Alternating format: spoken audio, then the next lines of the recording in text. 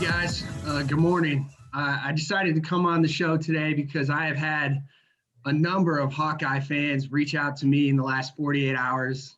And frankly, they're confused and they don't know who to trust because they're hearing stories from mainstream Hawkeye news media saying things that just sound crazy to them, like how I got tea-kettled by Chris Kirksey in a one-on-one drill. And so I heard that and I knew I had to come on the podcast and set the record straight and let them know that at no time did I ever get flat-backed, tea-kettled, laid out, or baptized by Chris. Now, nothing against Chris, excellent player, definitely has the ability to do that to me, no question. But I'm here to vehemently say that it did not happen. And so I'm going to put out a challenge because here's where my mind's at. Every single rep of every single play or every instance in practice, going back to 1999 when Coach Ferentz started, was recorded. There's videotape of it. And they've got like 10 or 15 video students, interns that manage all that stuff. So I'm throwing out the gauntlet that if somebody can go out and dig up that video clip of me getting tea-kettled by Chris Kirksey in this one-on-one drill, then I'll shut up, I'll eat crow, and I'll make a donation to the UI Children's Hospital. I'm texting Coach Woods right now. Yeah, so that's my gauntlet. I want someone to go dig this up.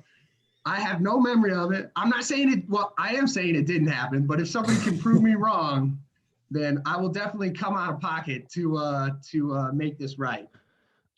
I just thought I thought I had to get online and really speak up for those Hawkeye fans that are reaching out because they don't know who to trust.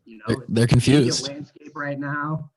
It's one group saying one thing, another saying another. So I had to get online and speak the truth. What you all just heard is potentially the greatest intro the podcast has ever seen. I don't know what else would top it. Potentially one of the best linebackers to ever play in the black and gold. By number 44 himself, if you haven't figured it out, by the title when you clicked on the episode or by his intro, we have James Morris with us today, former Iowa linebacker, played in the NFL for a couple years. We'll get to all of that. James, thank you for taking the time to join us on the show today. And thank you also for not challenging me to bring up my practice film against your practice film, because I would have gotten truly embarrassed if we had to bring tape for tape to the table. So it's an honor to have you here. And now that I think about it, I'm not sure that actually happened either. You might have talked me out of it. So, I think that there's 10 or 15 nerds that love watching video and breaking it down that are looking for it as we speak. I think they're out there.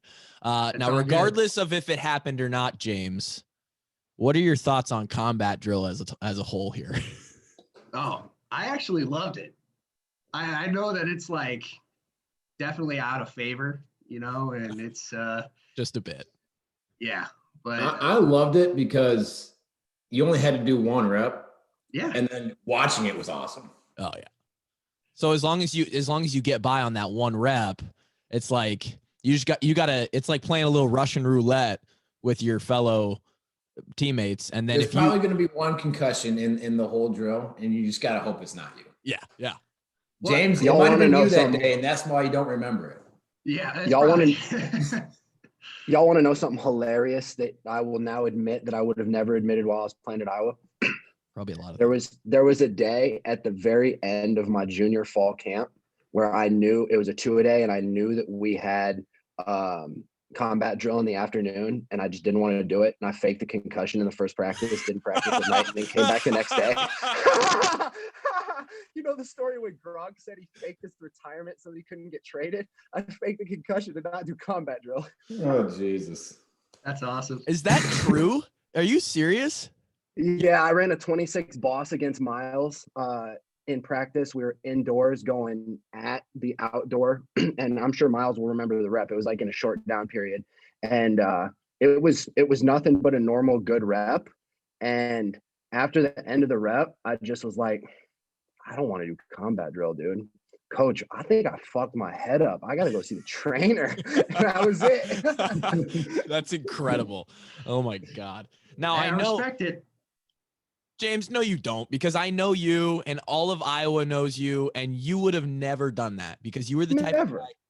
Dude, James, I swear, and I'm not trying to, just because you're on here with us, out of all the teammates we had, and we were only with you for 4 months, you are top 3 in like the most respected teammates I've ever had. And there's a lot that goes into that.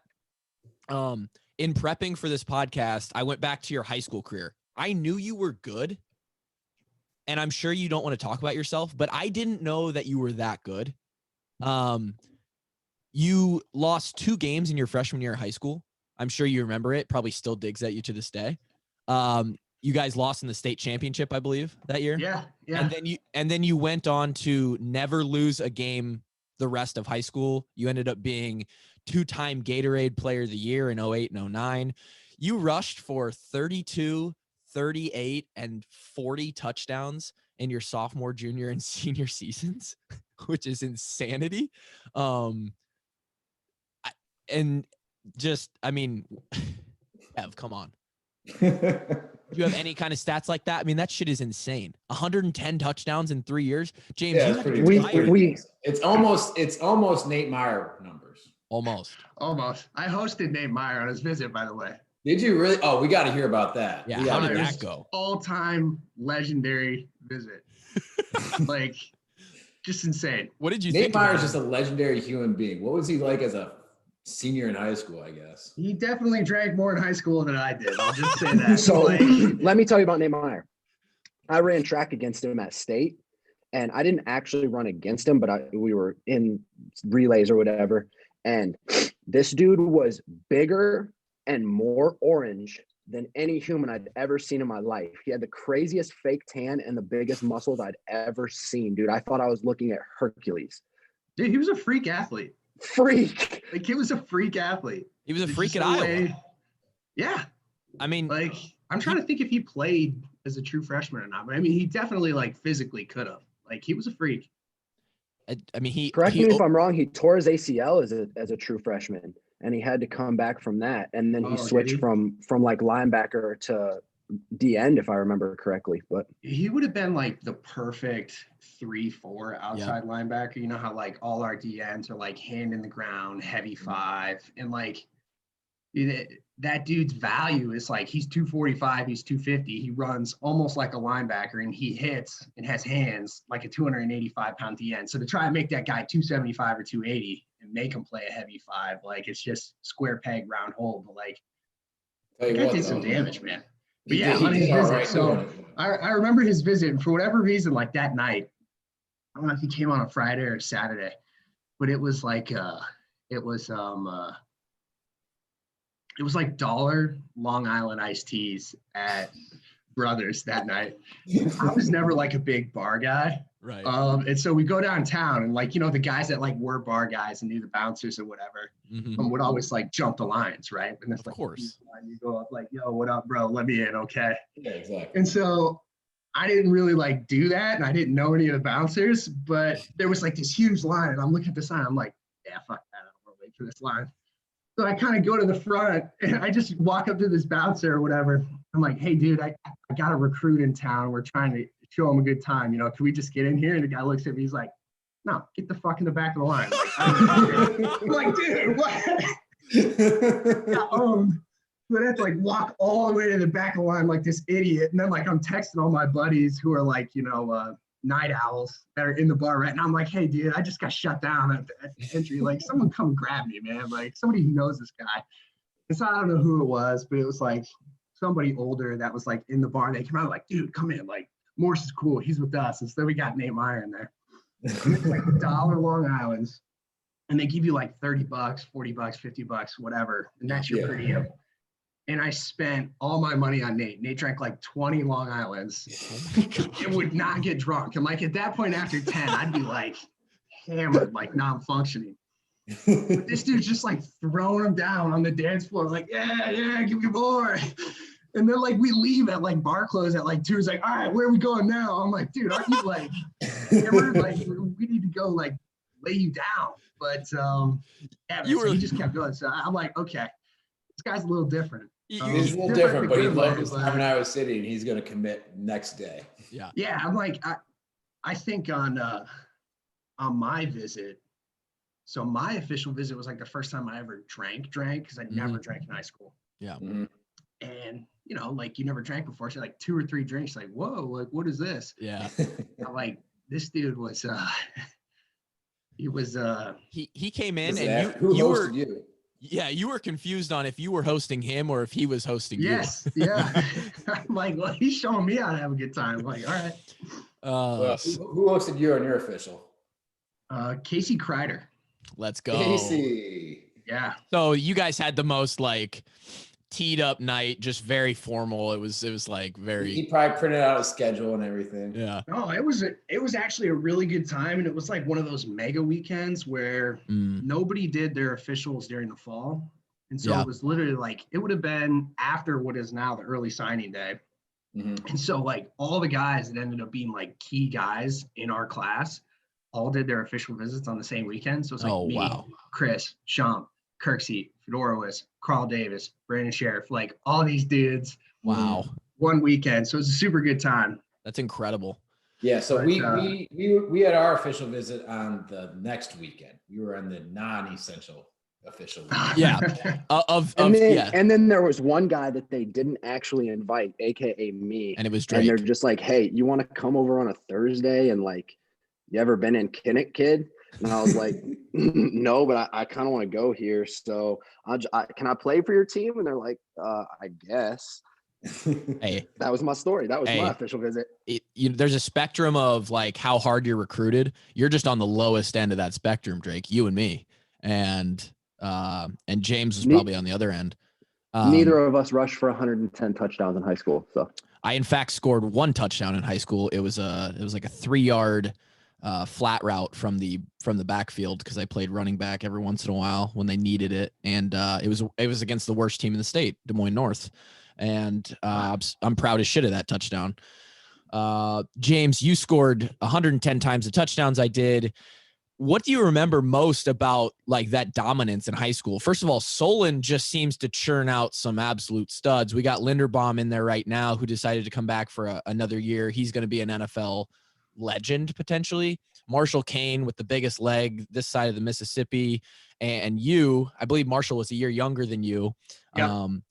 You guys won 3 straight championships when you were there. Marshall came in a year later, won 4 straight. You had lost in the championship the year before your freshman year.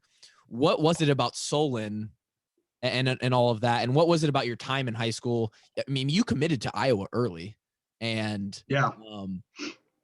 the kind of success that you had in high school probably could have been looked at by a few other schools. I'm not sure what your recruiting looked like, but talk about that. Yeah. Well, I guess Solon was awesome, you know, and we had just a really, really good sports culture when we were there. So when I was there, we won state in football 3 times. We won state in track. I think we won state in basketball, and then we're like 2nd or 3rd a bunch of other times. And won state in baseball like 2 times. Wow. So they just kind of had it going on, but it was a really small school. Like I graduated with like 90 kids, but you had a bunch of those kids that were going to go on to college or ended up going on to play college sports. And I'm not necessarily just talking about like, you know, junior college or D3, but like actual scholarship. Like, you know, these guys were going to like UNI or, you know, Kirkland or Upper Iowa or things like that. So just, I mean, it was a little bit of like kind of coincidence that you just had that many kids sort of in a band of time that were good players. But in regards to the stats, like it probably needs to be qualified a little bit because like while we did have 90 kids, Solon is really a suburb of Iowa City. So like demographically, it's much more like Cedar Rapids or Iowa City, probably even above maybe average income levels in Cedar Rapids just because of like the cost to get in the door. Right. Yeah. But we were a 2A school. So like our main competition was a lot of these like standalone legacy farm towns. That were out in the middle of nowhere. Yeah. And so in some ways, like Solon was growing, but these other towns are sort of shrinking.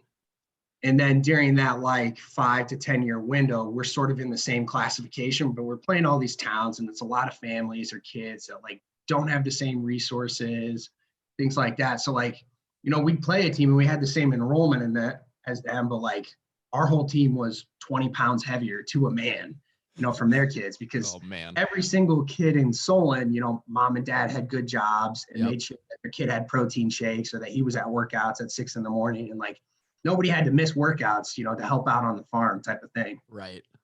And then, you know, kind of after I left, Solon kept growing and then moved up to 3A. And I think there's a little bit more parity there. So they did end up winning state the first year they were there. Yeah. Which I think was sort of proof of the model that they did have a really good coaching staff. They did have a really good culture.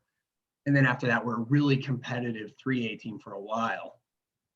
And then I think they just went back down to 2A. So I would anticipate that they're going to do really well in 2A again. They're probably one of the larger 2A schools. So it's just kind of one of those weird things where like, you're really a city school if you think about it. Like you're a bedroom community for Cedar Rapids, Iowa City. So you just have some of those resources that like say, you know, maybe a Tipton or a Cascade or a North Cedar doesn't have, but that's who you're going up. So that's part of why some of the stats were a little absurd. You know, had we been in 3A, it probably would be a little bit normalized. Or had I gone to a 4A school, you know, I would have been in the school district with Derby, Ellis, John Scherff, some other good players. I'd have got my numbers, but it would have been 110 touchdowns. So I'll qualify that. But we just, yeah, man, we had a really good culture, really good dudes. I mean, it was just a good time. Sounds like a good time. That's the first time ever that I've thought about average income of the families coming into effect. Like that actually makes a ton of sense, and I never thought about that before. Hashtag Marshalltown. Yeah, that's all it is, man. Yeah, like you look in Des Moines, the suburb schools versus the metro schools. Yeah, it's been like 10 years since a metro school beat a suburb. Yeah, it's bad. Crazy. Yeah, and yeah, it's the same in Illinois. Like the inner city Chicago teams never won the state title. Never. I mean, when the private school parents are like, oh, they hate us because they hate us. I'm like, no, dude, come on. Let's be real. Like every other state in the union has private school league. Like it's not like, you know, we know something they don't and they're all wrong. Yeah. Yeah. Kevin's a private school kid, jackass kind of guy. Nothing against him. No, everything against him, actually. Dowling won until this year, Dowling won the state championship 7 years in a row, going away. And well, yeah, it was like the year. Okay, so the year before, the best player in the state, who I think's at Iowa now, was like at Southeast Polk, and then his senior year, he's like, I'm just gonna go to Dowling. Like, yeah, and their quarterback on the team was like really good too for Southeast Polk. Yeah, they had a squad this year. I think they made the Final Four. And so it wasn't like he was going up that much more. So like clearly there's something in the water, you know. Yeah. And this was a weird year because of COVID too. They had some move-ins, and Ankeny won because they had a really good kid move in. I mean, they had other really good players as well, but high school football is interesting. Your commitment to Iowa came really early after your sophomore year. And I actually read an article about you being interviewed after your senior year of high school, talking about how you committed early and how sometimes fans of a program look at that like, are we taking a little bit of a chance on this guy? Do we know if he's going to pan out? You ended up panning out again. We just talked about the numbers and your success in high school. Some of that I imagine had to do with, you know, you're the hometown kid. Your dad was in the complex every day. He's a staple of Iowa football. Was there ever a chance that you were going anywhere else, or was it always Iowa? Yeah, no, probably not. I mean, it'd been really weird for my dad at work if I did go somewhere else. You know, that's not why I went to Iowa. Like, you know, I didn't do it to protect him or anything. Right. Like no. But no, I mean, not really. So for people who aren't or don't know that are listening, my dad's the equipment manager for the Iowa football team. He's responsible for every single piece of equipment, from the hats to the socks to the shoes to the shoulder pads and helmets that say Iowa football. That all runs through him. And then it's, as you know, we found out this year, it's also a logistics business too. You know, whenever we go on the road, it's like moving a business halfway across the country. You know, we do it 7-8 times a year plus a bowl game. So that's what he does for a living. So I grew up in the football building. I mean, from the time I was like 6th, 7th grade, I was there doing laundry and, folding the coaches' T-shirts and all that stuff. You earned your way in, baby. Yeah, right. Question for you. Were there ever any loads of laundry where maybe the soap just forgot to get put in there? Because there was some smelly, sometimes we got some smelly laundry. There definitely is. Yeah. I can remember folding it and be like, oh, this still stinks. Like, Exactly. So yeah, there definitely was. But another question. Greg got a little stingy on me a couple times. All right. Yeah. Little long snapper. Fuck you, Kevin. Was he ever stingy with you? Did you ever walk up to the window and be like, "Hey, Dad, can I get a pair of socks?" And he was like, "James, can you find your old pair for me? I need to make sure that I get those turned in before you get the new pair." Yeah. You know what it was like? Because I worked with him for so many years before I got there that I just knew how things went. Mm-hmm. I just knew not to ask. Or if I did, because you only have so many chips, right? If you're playing your chips. They're Greg tokens. We called them Greg tokens. Yeah, you got to pick your spots, and so. Do you want to know what gets you the most Greg tokens of all time? What? You snap your leg in half, you have infinite Greg tokens. You immediately do. As soon as I came back and needed like specialized equipment because my leg didn't work right, dude, I had boxes and boxes. But before that, it was a little tough to get a thing or two, but then all you got to do is snap that leg and you have infinite tokens. My favorite. I literally didn't ask for anything until like my junior year. And then I had accumulated enough Greg tokens to get whatever I wanted the rest of my time. I was just going to say my favorite thing about Greg, your dad, and the way he treats people asking for more equipment, more gloves, more shoes. Cause you can imagine some of these guys come in, they see the Alabamas, the LSUs, they think that you can walk up, you can get anything you want whenever you want. At Iowa, it doesn't work that way. I don't know how it works at other schools. The thing I love about Greg was that he kind of followed the same, standing in the program. If there was this like unwritten list of like where you stand in the program, how much respect you had gained from the coaches, from the training staff. And if you were a guy that was respected, you go up to the window, you ask for a new pair of gloves. He's more likely to give you a pair of gloves. And he kind of respects that. The freshmen that come in, you have to earn your way in. You have to kind of understand that. The best joke I ever played on some guys, like when we were juniors, Kev, or maybe seniors, there were some freshmen who like, I was right there at the door where you come into the locker room that was across from the window. And all these freshmen like camp were asking for new stuff. They wanted like things every 2-3 days. They would walk in and I'd see them get turned down and walk and like complain as the door shut behind them. Like, man, I can't get anything in here. And I told a bunch of them one day, you got to call Greg coach. You got to call him coach and he'll start giving you more things. And then I would listen. And like for a solid week or two straight, I would hear, "Hey, Coach Morris, can I get?" And Greg opened up a little bit on some of that, but every freshman it was calling him Coach Morris for like a solid 2 to 3 week span there in camp, and it was pretty funny. I will, in defense of my dad, on sort of how stuff gets metered out, and I don't know what the numbers are, but you get a set budget. Yeah, at the beginning of the year, like that's your equipment and that's what you can spend it on. Mm-hmm. And so I think for him, it's like if he gave a receiver every time they asked for gloves, gave them new gloves, we'd be out of gloves by mid-season. Right. It's just one of those deals. So like, do the high school thing, man. Spritz some water on it, microwave them for 30 seconds, and those are your practice gloves. And then when you get to the game, you get your fresh crisps for your new game, and you're ready to go. So I mean, there was a reason for the season. Yeah. It was just, I mean, it's what it is. You weren't a glove guy, were you? I wore gloves. Oh, you did? Okay. Oh, man. Like, dude, the way D-linemen, linebackers, like the way they coached us to like try and, if you didn't wear gloves, like your fingers would be so nasty. Just completely mashed up and mangled. I think I broke my pinky like 3 times. That sounds horrible. It wasn't broke, but dislocated, whatever. Same thing. One of our favorite, I speak for the group. I'm going to speak for myself because Coach Ferentz told us never to speak for your teammates. One of my favorite memories of you in the 4 months, aside from just,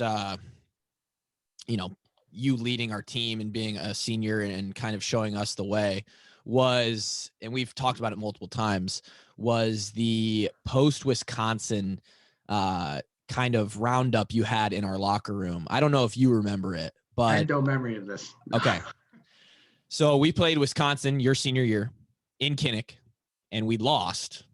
And Kev, remind me, was it a close game? Like, it was a close game going into the fourth quarter, and Wisconsin pulled away. And then they kind of ran away. 8-9 final score. Okay. And James, something set you off. Something set you off. And when you talked, people listened. And this goes back to the whole respect thing. This was the first time in our career that something had happened like this. You know, the coaches, we get a talk from Coach Ferentz after the game. I think offense, defense talks a little bit. Then you break up into position coaches and you kind of talk quickly about what happened there. I don't know where it was in that sequence, but you spoke up and said, like, hey, you like screaming, hey, listen up. If I see any of you motherfuckers downtown tonight, I will personally come and put you to bed or something. It was an incredible quote. Like, and you stood up and like basically said that you weren't happy with like how we had focused during the game. And I just want to know, like, how did you approach leadership in your senior year and as you got older, and how you thought about that, and just kind of the idea of being a vocal leader versus a leader on the field, because you were both and not everybody is. And your thoughts on that. I can't believe you don't remember that, but I do. I had no memory. Maybe it's because we had to have too many conversations like that over the years. But it scared the shit out of us freshmen. And I was like, I'm going to bed, James. I swear to God, I'm going home right now. I'm going to tuck myself in and I'm not going anywhere. Like that's why it stuck with me.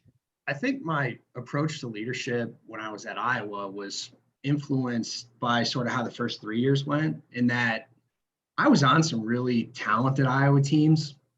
We never had a great season. Mm-hmm. Like the 4 years that I was there, the best we ever were was 8-5. Yep. Like there's not going to be any 10-year anniversary, you know, where we all go on the field at halftime for any of the teams that I was on. Right. And to that day, that still kind of pisses me off a little bit. You know, my freshman year, we had a super talented team, most talented team I've ever been. I think literally every guy, top to bottom on that roster, offense, defense, was like final cuts on a training camp or like on a 53-man roster. Like incredibly talented team. It was like literally everybody from the Orange Bowl team came back. Plus, oh, by the way, like we had some good guys. Wow. And we lost so many games to teams that we could have beat or games that we had won. And then you fast forward a year, we get a new offensive coordinator. We're kind of fleshing that out. We get beaten inside Boulder, Oklahoma. And then my junior year, we really didn't have a lot of talent. And the group that was the seniors that year, they just had so much attrition from the recruiting class on up. And we didn't play well. So, I mean, that was tough. And so it was sort of like you had 3 years and every year was just kind of like a wasted year. I'm like, man, that freaking pissed me off.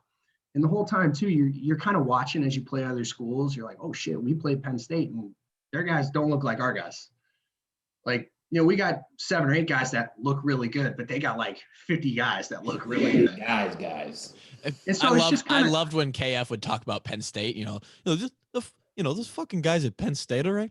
You know, they look good. They all look like they're bodybuilders. You know, they came from they get a lot of good nutrition at their high schools. I bet they test really well. You know, they're gonna do great at the combine. Okay, all right. We got some fucking gritty guys in this room, all right? Yeah, I loved when he talked about Penn State. Yeah, and so it was just, like to that point, like how many guys on the Iowa football team right now turned down an offer from Michigan, Ohio State, or Penn State? Not very, very few. You count them on one hand. Mm-hmm. And so, like, I mean, obviously those schools miss. Like, we've got guys like Josie Jewell going way back, Dallas Clark, Bob Sanders. Like, you're always going to have those success stories. But, like, for the most part, like, these recruiters are good at their job. Like, they know who the best players are coming out of high school. So, and I kind of felt like through the first year at Iowa, my first 3 years at Iowa, like, we sort of had this symptom where, like, we thought we were just as good as everybody else. And like, we worked hard, but like, we didn't think that we had to go above and beyond what everybody else did. Cause it's like, okay, if we just take it as true that the players at Michigan, Ohio State, Penn State, and maybe Wisconsin are just better than you. They just are. They're better athletes. How are you going to beat them?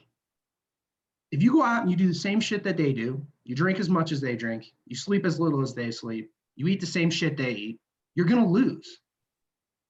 And so I got really pissed off because it's like, people were just doing their normal ass shit. Like they weren't going, above and beyond. It's like, okay, but just don't be sad when you lose. Don't act like you expect to win when you're doing the same shit that they're doing and they're better than you. So James, it's the Iowa edge. It's literally what we were taught the whole time. Yeah. And so talk to us about I think it was culture, one thing man. they probably, they beat around the bush and they said like, you can beat them.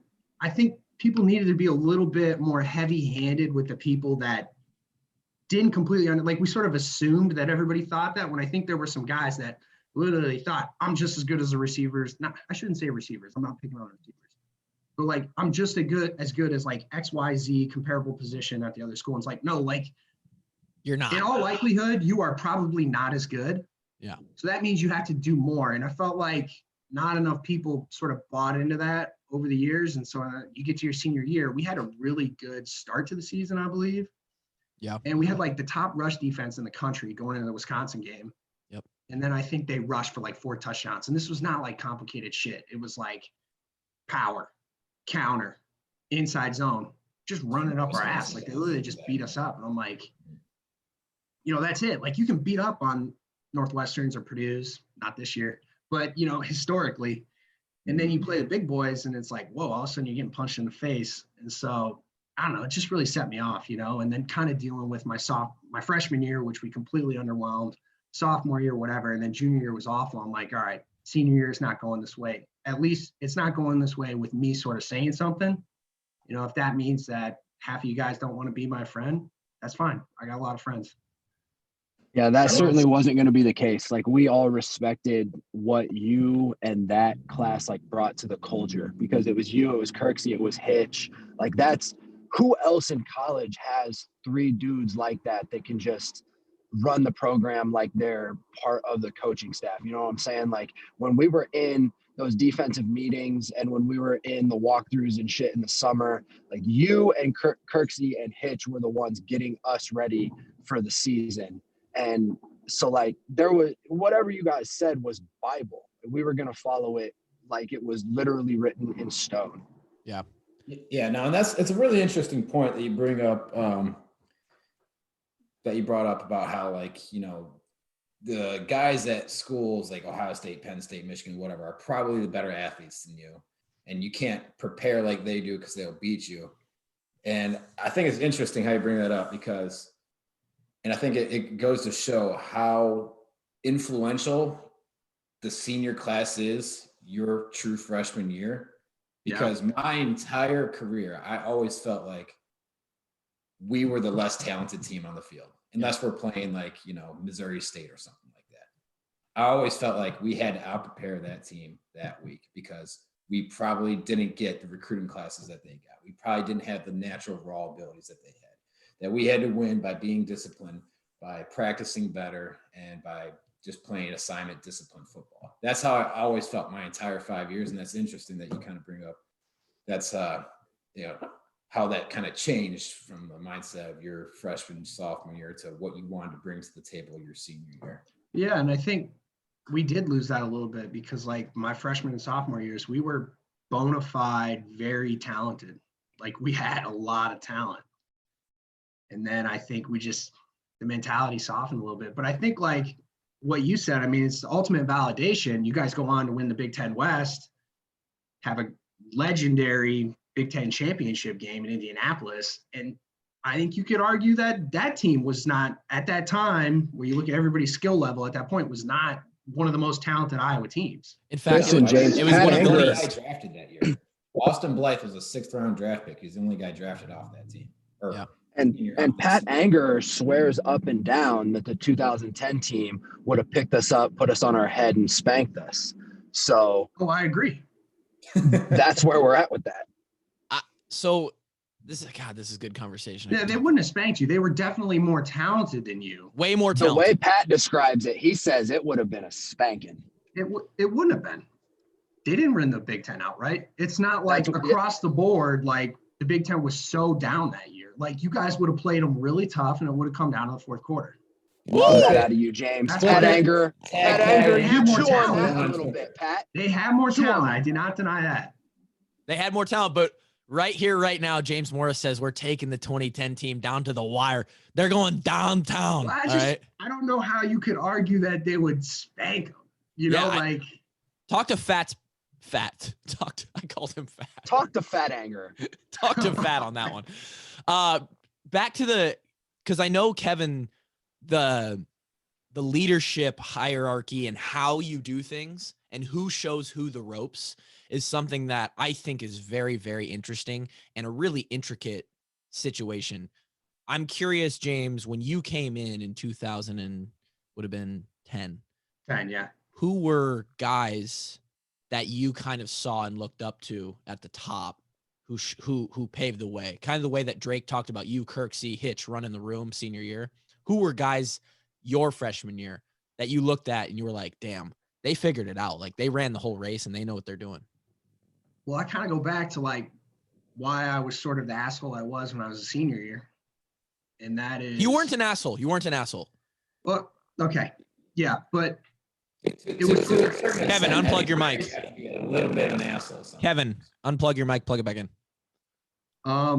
Okay, so the guys I looked up to the most and tried to shadow as much as I could when I was young was probably Jeff Tarpinian, Carl Klug, Mike Daniels. Still playing. I'm trying to think who else. I mean, there were other guys. But then you sort of fast forward and I talk about like that was a super talented team that was 8-5.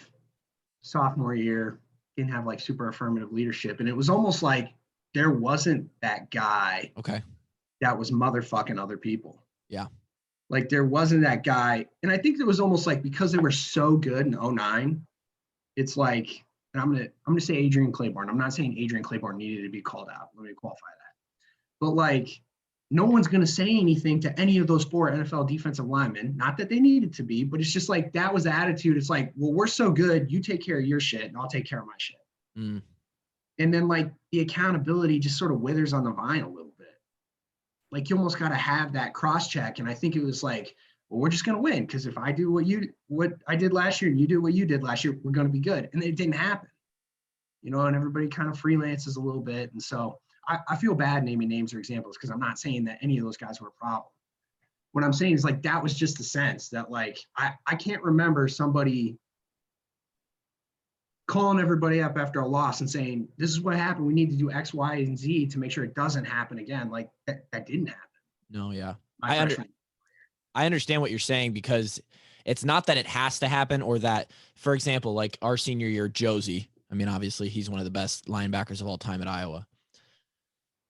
The culture, and the culture is a big word, especially after the summer that Iowa just had. And there's a lot of questions about that, but it's not necessarily a culture where Josie needed to be called out. But if there was an instance where Josie, a senior leader, all Big Ten, comes back, he's the guy, he's leading the room, and he does do something that warrants being called out, it was a culture where someone would step up and do it. And you're saying it just wasn't in that sense back then. It was like, if this guy decides to go off the rails a little bit, do something that he's not supposed to, slack, it's probably a situation where he's going to get away with it. And that's a situation where the freelancing comes in and now guys start to play their own game and we're not playing a team game. Accountability, it kind of trickles down. So that's interesting. And it was really a death by inaction. It wasn't like somebody was like blatantly not doing, well, other than DJK, but blatantly not doing what you're supposed to be doing. It was just sort of like, just things kind of withered. And then there wasn't that sort of like guardrail or like that cultural check. It kind of softened. And we were talented, but we weren't that talented to where we could get away with that. So I felt like that's what happened. And you get to my senior year and it's like, well, shit, dude, this is your last year. Like, we're not going to suck because I'm too scared to say something. Yeah. And so that was sort of my attitude. But I mean, there were really good players on that team, like guys that were just like salt of the earth dudes that, I really identified with. So I definitely had some great leadership lessons for sure. Kevin, you can rest assured that it got corrected because of guys like you, Kirksey, Hitch, Van Sloten, Maybe it got overcorrected. I don't know, but it definitely changed the course of the ship. That's for sure. I was just gonna say, Kevin, you probably identify a lot with what James is talking about. For sure, 100%. I think we all do, because James pretty much laid out the blueprint of the only reason any three of us could ever suit up for the Hawks, because we didn't deserve to talent-wise. James, the only dude sitting here that had the talent to actually suit up for the Hawks, but we were all able to do it because of the exact mindset that he just described. Yeah, the and game plan. We weren't going to allow our physical inabilities to stop us from being mentally tougher than everybody else. Yeah. Before we move on, because you got some NFL experience, and I want to ask you a few other questions. Is there a memory at Iowa that sticks out to you, or something very vivid to you that in your 4 years where you're? Oh man, there's so many. I was thinking about this last night. I was getting a show. I'm like, they're gonna ask for a story, memory, or whatever. I'm like, man, I don't even know. Gosh, you guys weren't a part of it, but like the most traumatic experience was probably the Rhabdo 100 squats workout. Oh geez, that was insane. Tell me about it. I want to hear about it. Oh, it was insane. Well, okay, so I want to tell the story of the day after. Okay. It's kind of like, it's twisted humor, but it is humorous. Like, oh, we love it. Go Perfect. through this murderous workout, right? And like, I mean, I'm 15 pounds lighter from vomit. Like, I just had no internal body fluid left, right? Hold on. I want to clarify. There's been speculation. It was 100 body weight squats.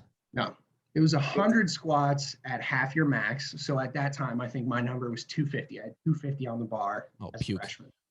Most people times, but it was Tabata circuit. You had a partner, and so you get in the rack. Oh no! And you go till failure on your first set. Yep. Yeah. You rack it. You go back. Your partner goes to failure. So my first set, 250, I did 27 times. First set. Oh no! Oh no! Rack it. I'm like, I'm ready to throw up right now. Absolutely. And then we go back, and I was partnered with Lewis because they gave you someone who has similar weight. Lewis hits like a similar number. And we just look at each other like, dude, this is going to be a long day. Because you think about it, like 27 in your first set, like that's a workout. If you're doing 5x5s. Yeah. One max like, out. You do a 5x5 at 325 or 350, but still 27, like you just shot all your ATP, like everything is gone. I was just going to say the exponential drop off in fatigue is, I mean, you're not even going to hit half of that number in your next set. Like So I did 16. So I hit half. So I clearly was sandbagging it. And then after that, it was like 5s and 6s the whole way, so I probably did like 15 sets of 5 after that. God. And then like, after like your 7th or 8th set, like you're over in the bag puking, like everybody's puking. And then like, everybody's running around, the interns and the coaches, like, let's go, no break. Like it was all continuous, and your break was when the other dude was squatting. I can remember one time, like Lewis racked it, and it was just like leading the bar, and I'm kind of like bought in. I'm like, dude, let's go, Lewis, let's go. He's like, no. So, and then when that was done, then you went downstairs, and like nobody could go downstairs. Everybody had to go down the stairs backwards. Quads couldn't stop yourself.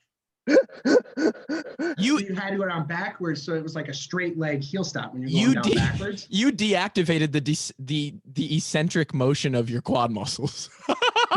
Well, so that was and then after that, then you had prowler pushes, and it was like strongman weight, like it was like 4 25-yard prowler pushes. So if that was all you had to do, that wouldn't be that bad. But it was the fact that everybody was so spent, and then you go do it, and so it was like. How many people? It was a vomit convention, is what it was. Like it was bad. How many people made it out without throwing up? Oh, I don't know of anybody. Wow. I'm sure somebody did. Okay, so I want to break this down because there's been a lot of speculation on like Doyle and the staff trying to kill people. I want to give my 2 cents on this. First of all, hey Chris, maybe you went a little far with this one. I don't know, just a tad. Number 2, I think the explanation on this probably, I would have loved to have known what the mindset, like how to attack this was. I'm sure it was something like, go fucking hard. Let's go, like come out the gate. not the way to attack a workout like that, because when you're doing something where you're on an interval time and it's like you burn out, you don't want to hit that red line, is what they call it in CrossFit. Sorry to bring CrossFit into this.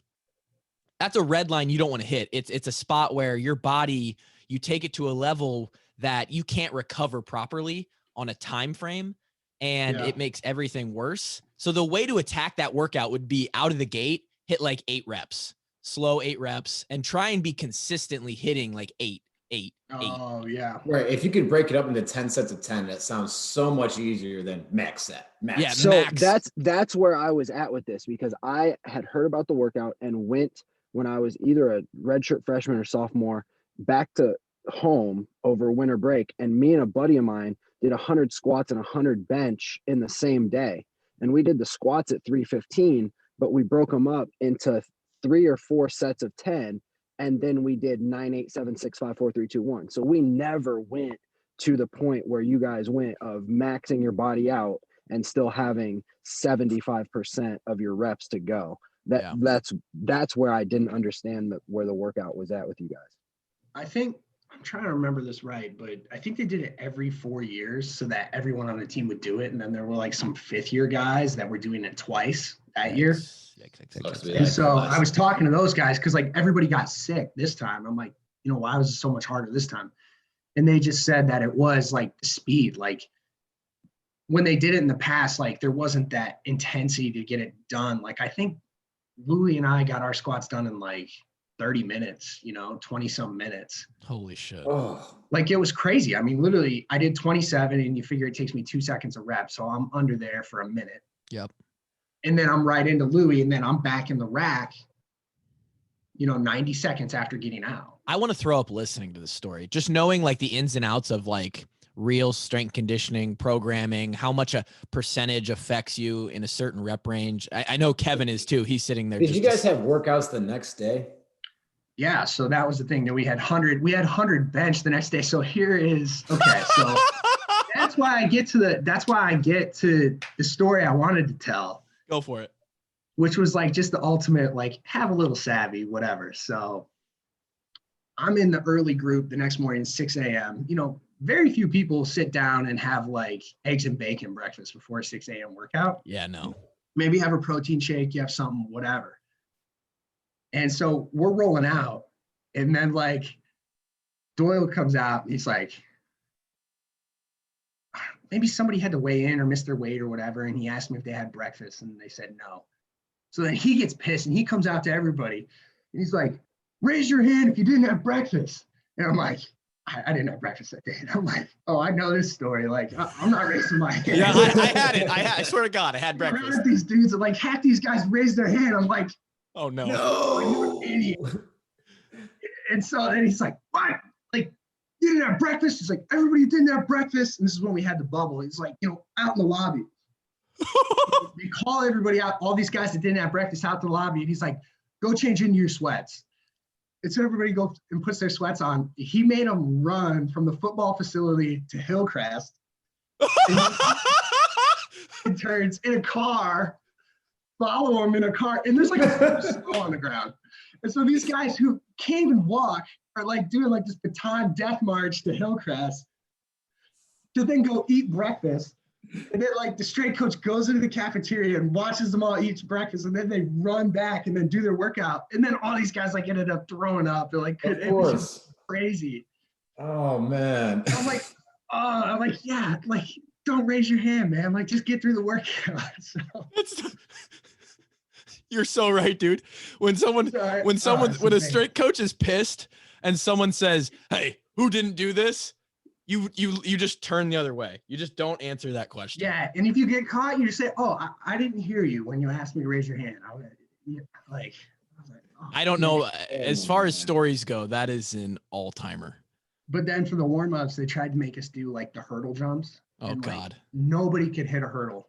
And like I remember, like start over, do it again.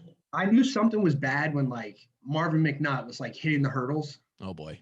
And, he had like could jump and it was never an issue. And then that's when like the coach was like, okay. And they literally stopped the warm up because like nobody could get over a hurdle. And then like the joke on campus that week was like, how many days did it take you to go downstairs?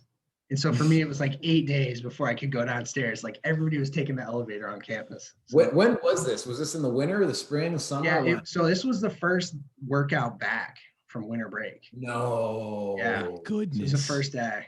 Yeah. No. Okay. So I'm going to And provide. obviously everybody ended up in the hospital. So So I'm going to provide my not professional, but somewhat informed opinion.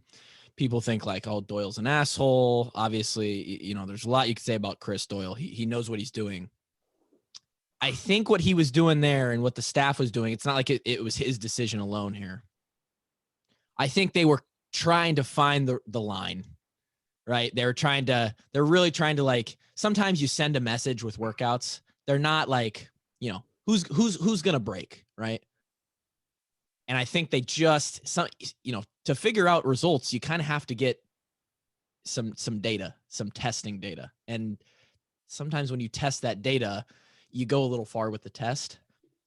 They went a little far with the test on that one. So, Oh, I think they would. I think they would cop to that. Yeah, because they had done the workout before, and from what I understand, it wasn't the exact same. Right. You know, and like this guy's notorious for creating like some very challenging, culture-defining workouts, and like nobody ever got sick before, and it wasn't like we were all soft, right? Or all like mentally weak. Like it just, I think they knew that. I think they would cop to that under oath. Yeah.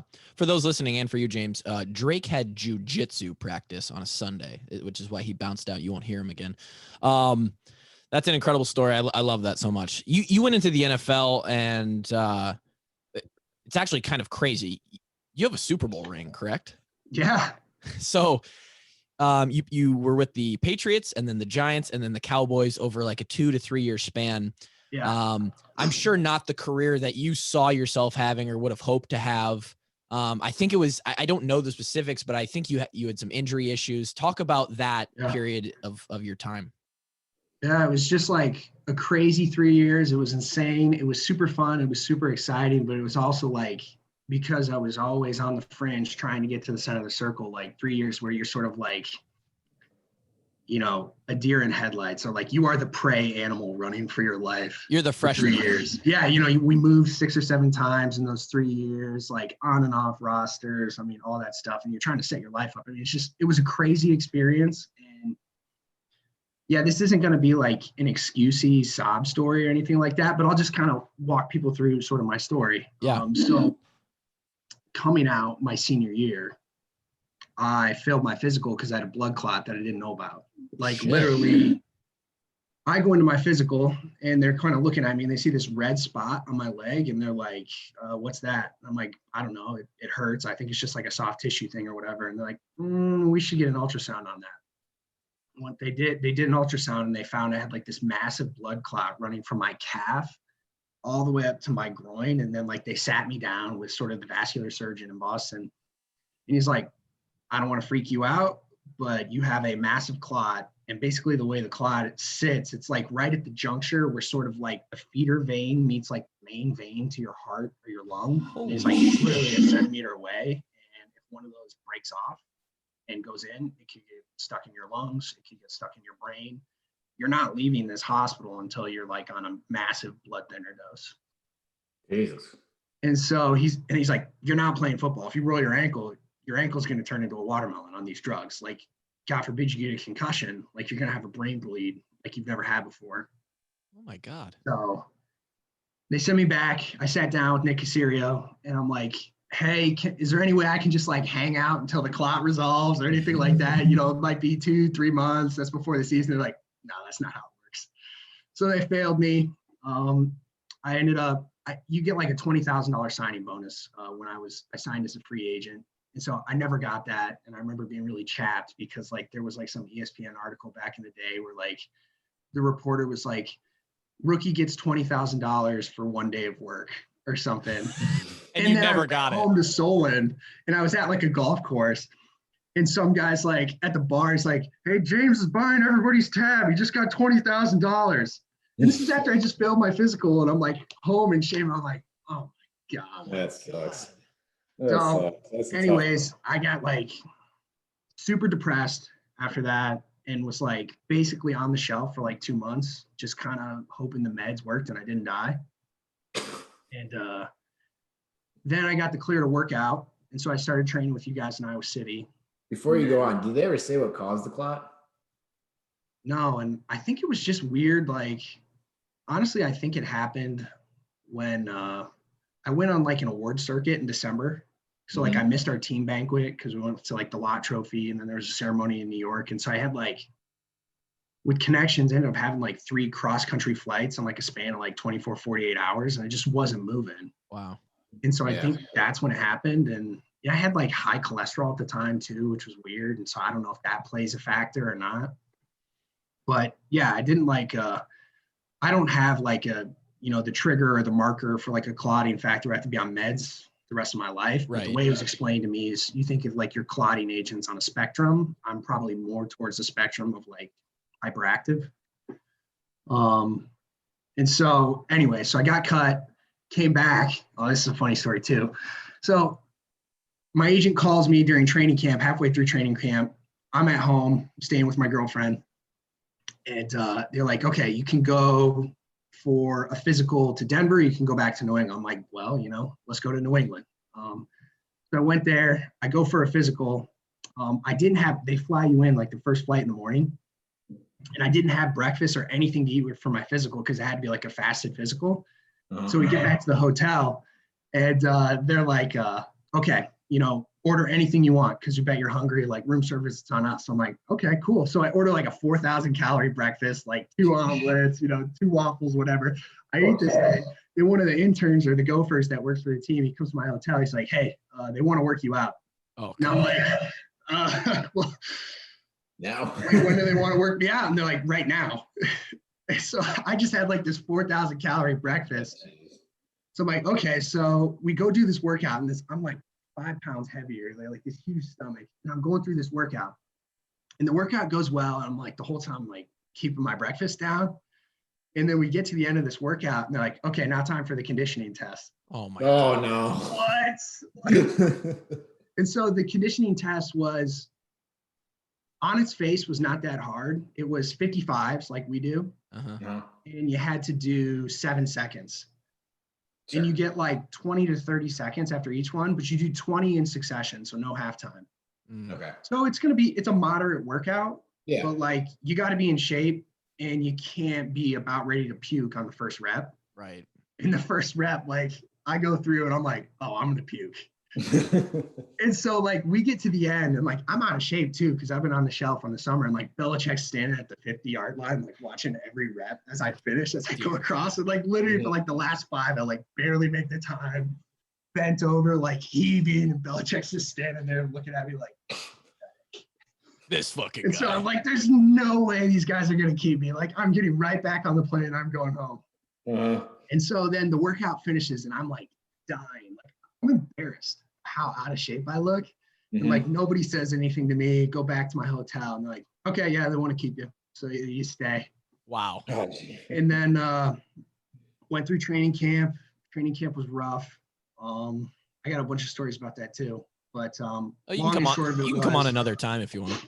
Yeah, I'd be happy to do it. But long and short of it was, did well in training camp, worked my way up, started the last preseason game, and then blew out my MCL on friendly fire in the last preseason game. So that's rookie year, gone like that. Barely get in the door, fighting for a job, boom, it's over. So they did that. And then it was a non-surgical MCL, but it was like, the way it was explained to me, it was like, it was such a long vertical tear on the MCL as opposed to like a lateral, you know, where you have like frame like that. Right. It's more like a, you know, central one. And so it took like 12 weeks. So they're like, yeah, we're just going to throw you on the shelf. And then when we got to the end of the year, you know, I was still having knee pain. And so they did another MRI. And what happened was I had a torn meniscus, which I actually think went back to Iowa. And I had a growth in my knee.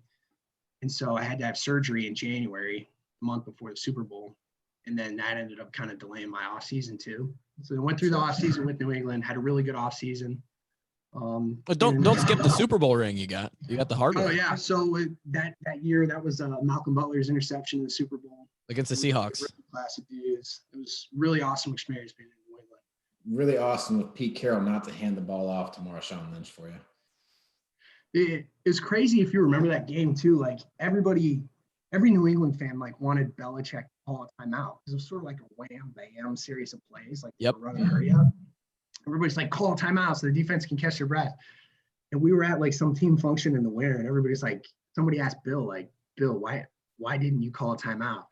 And he said that the whole time, like, he wasn't even watching the plays. He was just watching the sideline of like Seattle sideline, like trying to sort of like mind read and figure out what they were going to do. And his line was that like their sideline was in scrambles and it didn't seem like they had their shit together. So I wanted to let it play out because I thought they'd fuck up and make a mistake. Wow.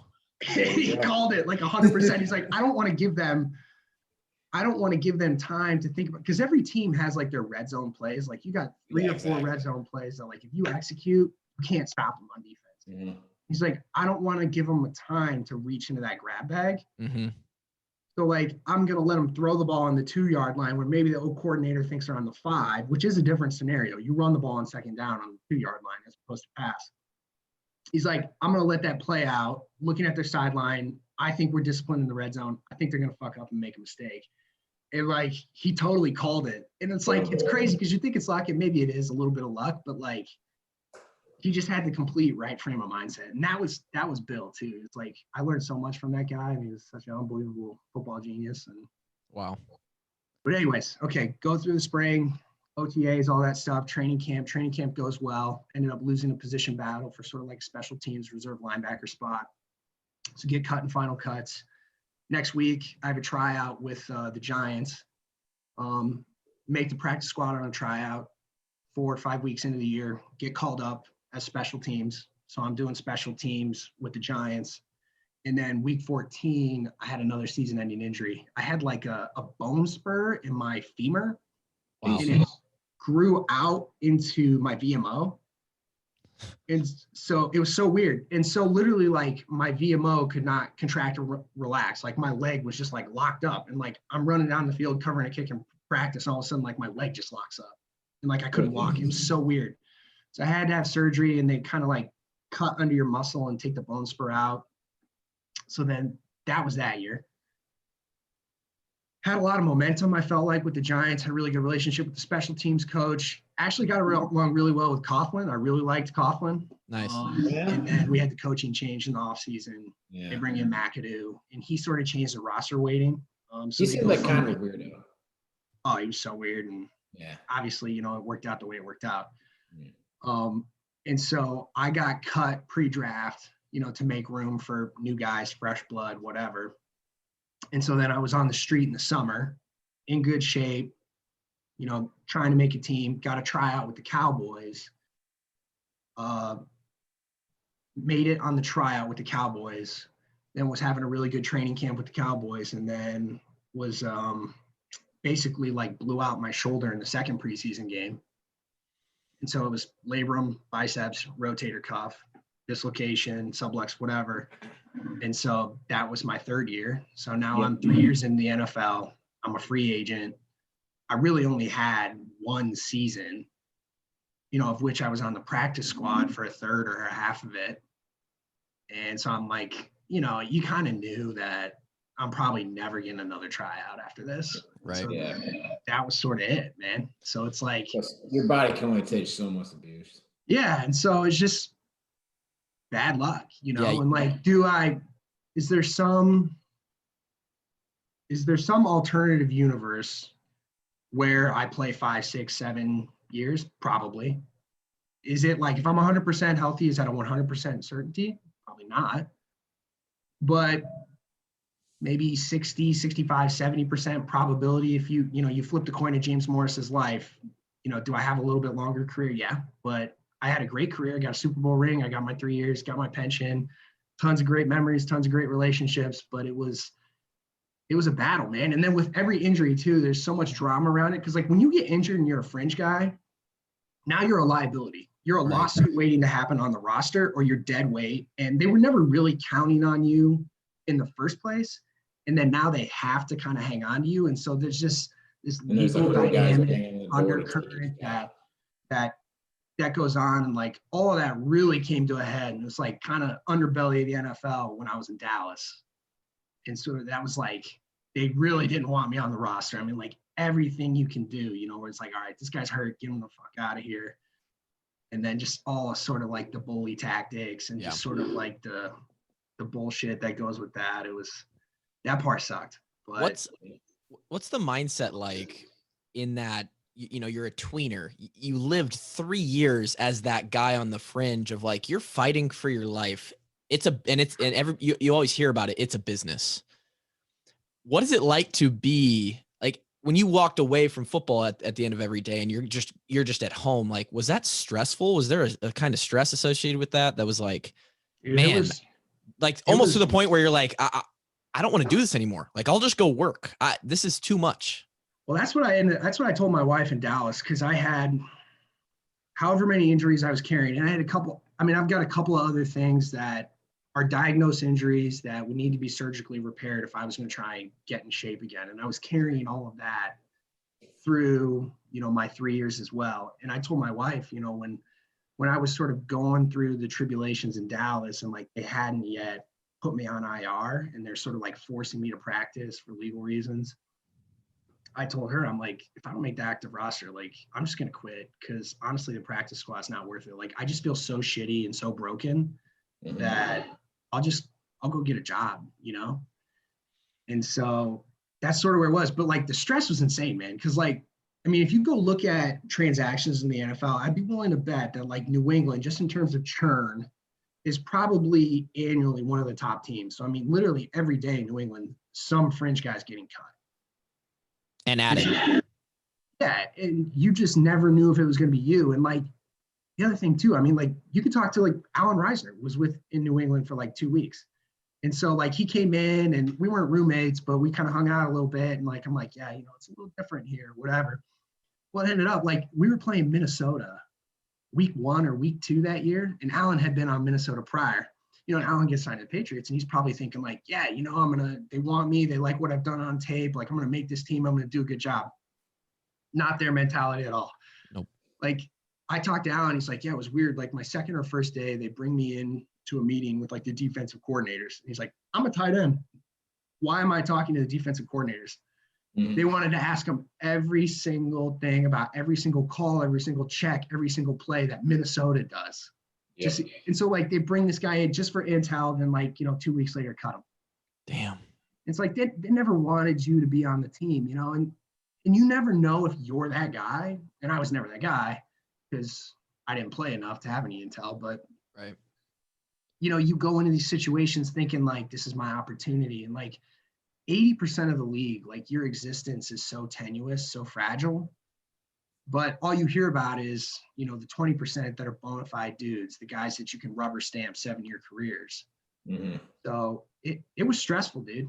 It was stressful. And, you know, I used to get night sweats and all that stuff. And then like being hurt in the NFL and trying to play hurt in the NFL is so different than college. Like in college, you've got a 4-year annuity and you're going to be there. And if like, if you're hurt, but you can't go, like, they're not going to kick you off the team, or they can't, or, you know, they got to make you like do the dishes for 4 years if, you know, you want to be hurt. And so the NFL is not like that. Like you got to go. And if you can't, then it ain't for you. And it's not a toughness thing. It's just, you're the healthier you're not. You can't make the club from the tub, and like, you got to figure out a way to get healthy. And if you can't, then you're going to miss that window of opportunity. Yeah, that's why we didn't go to the NFL. That's why I chose not to, for sure. Yeah, we chose to abstain. Well, and like, listen, my story it's not all injuries. Like if I looked like Jalen Smith, or if I looked like Ryan Shazier did at the combine, I would have had a much longer leash. Mm-hmm. You know, I would have been able to say, oh, not only does my shoulder hurt, my knee hurts, let's get that looked at. And they say, okay, we're going to give you a couple of months more on your rehab for your surgery, as opposed to it's like, you're a no-name everyman. The best we have you pegged is as like a special teams guy. You know, maybe you earn some rotational reps. But yeah, man, like your draft status is your insurance policy. That's how long a rope you get to hang yourself. Yep. And if you're a first round pick and you're off the team inside of 2 years, You fucked up. You're probably a derelict. Yeah. And you just kind of move back in the draft, and that just shortens your insurance policy. So like if you're a 5th round pick, you probably got 2 years to show them you can do something, maybe a year. Yeah. And then 4th round pick, you probably got 2, maybe 3. Every team's different. That was the nice thing about New England for a guy like me was Bill was the head coach and the GM, and he did a good job of it. So there was no politics, no loyalty, no, it's the scouts guys, but I'm the coach. Like, I mean, Bill cut 4th, 5th rounders the year he drafted them. Yeah. Because like it's sunk costs. It doesn't matter. I'm not getting that pick back. Are you good enough to help me win or not? But you have this dynamic on all these other NFL teams where it's like, if I'm the GM or I'm a regional scout and I've been with the organization for 20 years and I'm friends with the owner's kids or whatever, and I tell you or I lobby hard to draft this guy and I have input on personnel stuff, I'm going to fight like hell to keep this guy on the team because, my reputation rides on him being successful. And so I'm not going to write this guy off within 2 years. And so that dynamic plays out on almost every NFL team. And like the teams that it doesn't, when an owner gives that coach or GM that much control, it goes like one of two ways. It goes like it did in Philly, where he runs every good player and out of town and completely destroys the culture. Or it goes like it does in New England, where he finds the right guys that buy into the culture. You've got a good enough quarterback to win with in the short term to buy you more time to build that culture. So it's interesting. It is crazy. I think it's the inner workings of the NFL, the business side of things that people just don't understand if they haven't been there, even to the extent that Kevin and I love listening to that because it's something we were never a part of. Kevin, I have one more question for James. But do you have anything else for him before we kind of wrap this up? No, go ahead and ask your question. I got a little something to say at the end of this. Okay. James, when I was, back to when we were freshmen, the short time we had with you, I remember we went to Purdue. We drove somewhere, and I think it was Purdue. We were on a bus and you were working on a paper this is something you would never remember, but it's really stuck with me. And you were like diligently working on schoolwork while we were going to a game, like just finishing up a paper. It was, it was a Friday. We're traveling to the hotel from the airport or something like that, whatever. And sorry about this, but I was reading your paper over your shoulder. I was sitting behind you in the bus. Oh. And I sat there as a freshman and I thought, this is more incredibly written than I could ever do. And I suck at writing, but I was reading your paper. I was like, holy shit, the way he's wording like these sentences. And I was just in awe. And again, it kind of goes back to me just thinking that you were like God back in that time. You always struck me as more than a football guy. Football, Iowa football, being Iowa's middle linebacker, number 44, that wasn't just your identity to you when you were in college. And maybe I'm wrong. Maybe it was, and you struggled with that after football was done. I'm curious. I just got the feeling that it was so much more because you were an academic guy, 3 years, all Big Ten academic, whatever team. When you had to hang it up and you finally said, to your wife, I'm done. Was it a difficult transition to finding identity as an adult without the game of football? Or was that something that you had kind of already a good grip on from college into your time around the NFL and it wasn't? And how did you deal with that? Oh man, it was hard. It was hard. And I don't think there's like a perfect way to do it. I mean, like I said, whether or not you see yourself as being more than football, which every player is going to say they're more than football. No one's going to say they're just a player. But you have so much of your identity is wrapped up in that. And like, I would say it's probably true for college players. Like, you guys probably felt that, as you left the football program. And I think it becomes doubly so once you go into the NFL. And like, I'll lay this out, like sort of, if you play in the NFL for 10 years, let's say you play for 7 and you live a little bit high on the hog, but you were a minimum guy, you may well not have made enough money to where you can truly be passive for the rest of your life. So you got to find something to do, but you're 30 years old. And so a lot of maybe sort of traditional entry level to mid to producer level at 30, a lot of those windows are somewhat closed to you. Now, someone will take you on as an entry person, but you have to sort of stomach the fact that you're going to be 7 or 8 years older than your working peer group. And the guy who played, Kevin, you might know his name, the guy who played safety for the 85 Bears, who's like a big private equity finance bigwig now. Oh, I know who you're Talks about talking this about. in their documentary. It's like, it was the same thing he went through, and he played much longer than I did. So like, I didn't have sort of like the psychological ball and chain that he probably did when he was trying to start up more of like an institutional, formal career path, as opposed to, I played in the NFL 7 or 8 years. I'm just going to go sell something because I can get a lunch with anybody. Right. And so that's sort of like how I'm rambling a little bit here, but basically I wasn't there to where like doors were closed to me, so to speak, and doors were closed is the wrong word. But, I kind of wanted to do like the pure play institutional finance route. Mm-hmm. And, I was going to be 4 or 5 years older than maybe my peer group of analysts. And so it sort of like took me a little bit longer to kind of readjust and recalibrate and basically come down from I'm a professional athlete to now I'm just, Joe Blow working dude, which I love what I do. Like, but it just took a while, man. And it's like, I tell people it's like kind of like you're a comic book hero is like your job. And there's certainly the stress that I talk about, but like the highs are so high. Yeah. There's just nothing you're going to hit. Like I can remember the freaking Super Bowl party, like after we won the Super Bowl party and like they shut down the hotel and we had like the performers at our Super Bowl party were like Rick Ross, Darius Rucker, like we're in the VIP room with these dudes, like hanging out. Like I was on stage, like me, like white dude from small town Solon, like I'm on stage with like Rick Ross and like this dude's rapping. And I'm like, I totally belong there. And like, that's your life. And like, it's easy to get accustomed to that. And then like, how do you ever possibly live knowing that it's weird, life does not get better than that. Like James, you don't walk in, you work at, as long as your LinkedIn is correct, you're a investment analyst at Principal now. You don't walk into the principal offices and there's like Rick Ross, it's just not the same. It's no. And it's just not real life. But if you kind of come up through the football pipeline where you're a star in high school, you're a star in college, then you're in the NFL, it is your life. That is real life. That's the only life you ever know.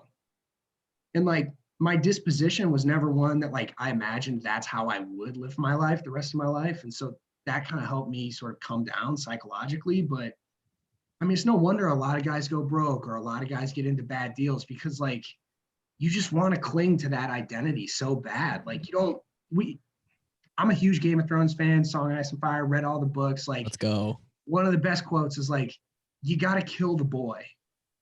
And so you have to bury your past in a sense to kind of move on. Like you always have that, but it's not you, and you have to basically rebuild like a new identity. And so it's been easy for me because, I wasn't a big star in college.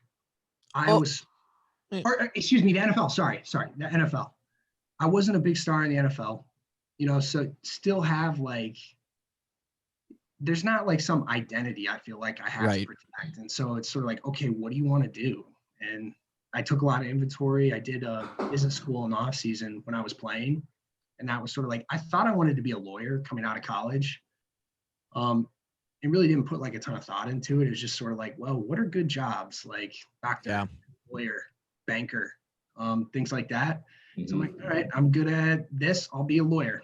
And then, after my first year in NFL, it was like, okay, this might not be like beat the odds 10-year free agent to Hall of Fame success story. Like I could be on my ass, next week. So really figure out what you want to do.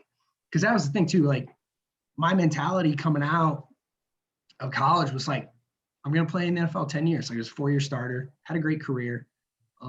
Felt like I had a lot of metrics. I could talk about that another time, but so it was like when I failed my physical in May, and then it's like, oh, this thing might never get off the ground. That was like a huge cage rattler for me, and sort of had to like figure my shit out and kind of rejigger. Yeah, and I'm not a sympathetic figure in any way. Like it's all great opportunities, but I'm rambling, but that was sort of my journey. No, that was a good answer. Football into sort of like everyday life. No, yeah, and it's not like we want anyone to feel sorry for us, but it's an adjustment. It's a hard adjustment.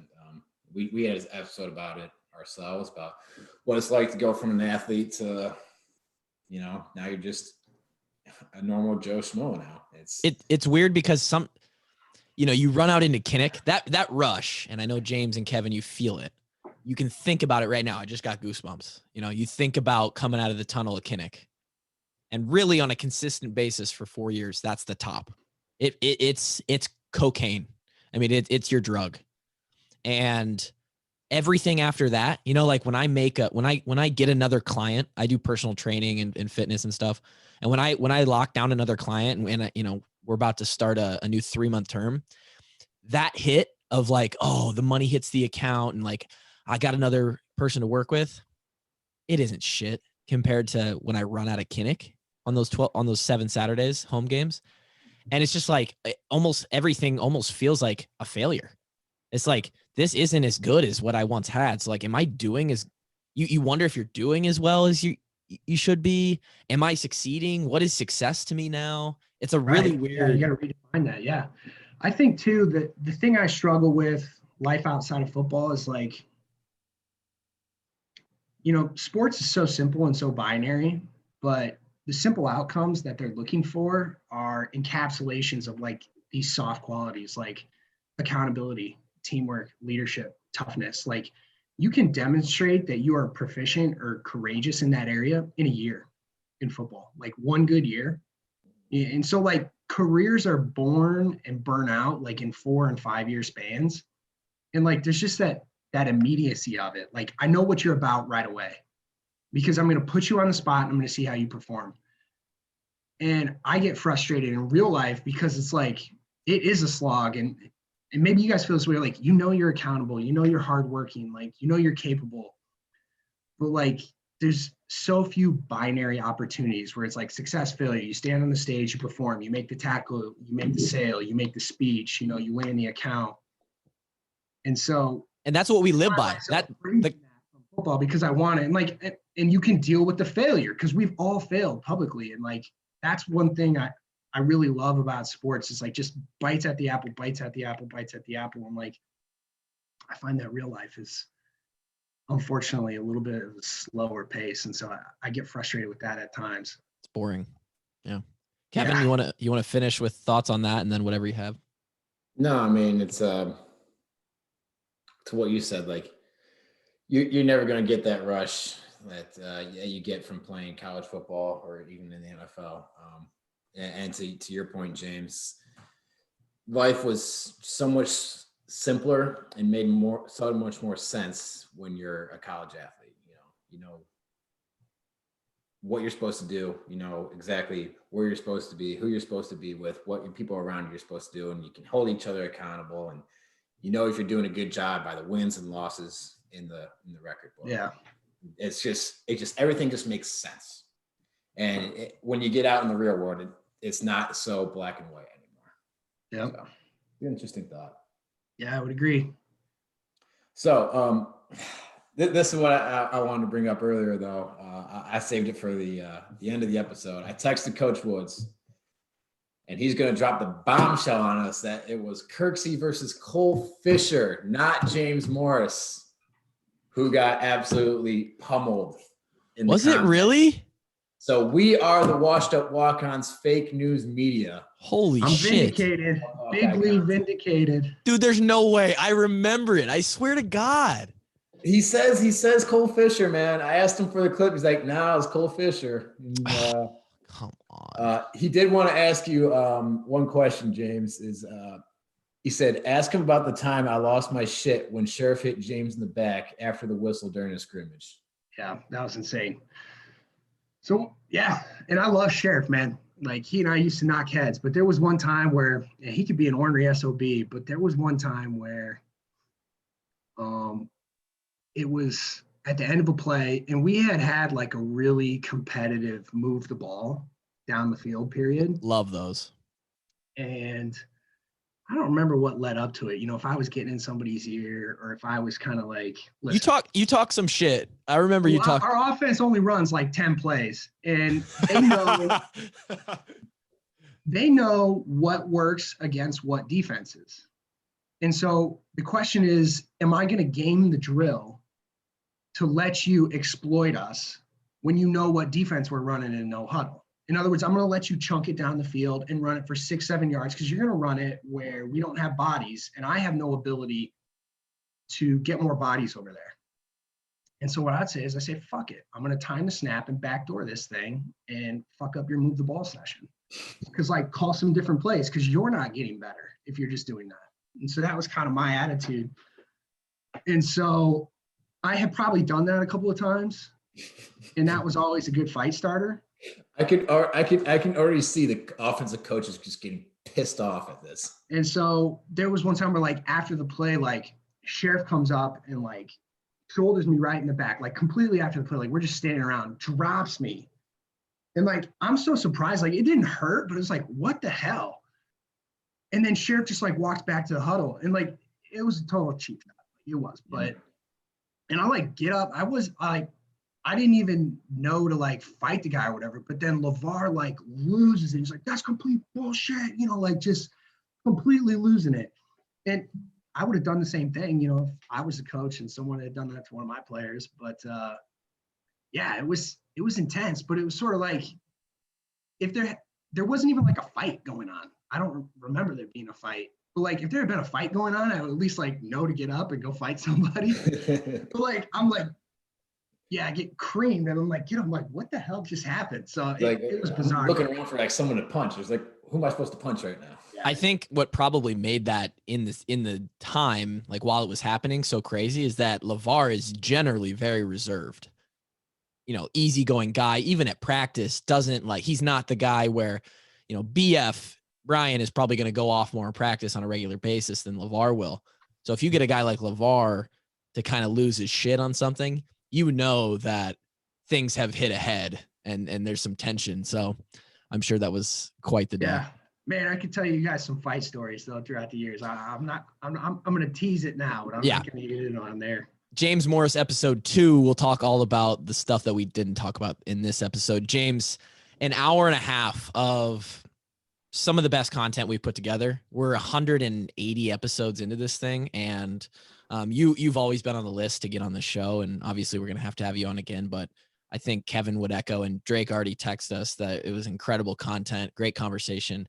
We're very thankful to have you on, and we appreciate you doing this. Thanks, guys. Look forward to doing it again. Absolutely.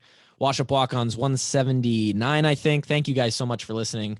We'll talk to you guys again on Thursday.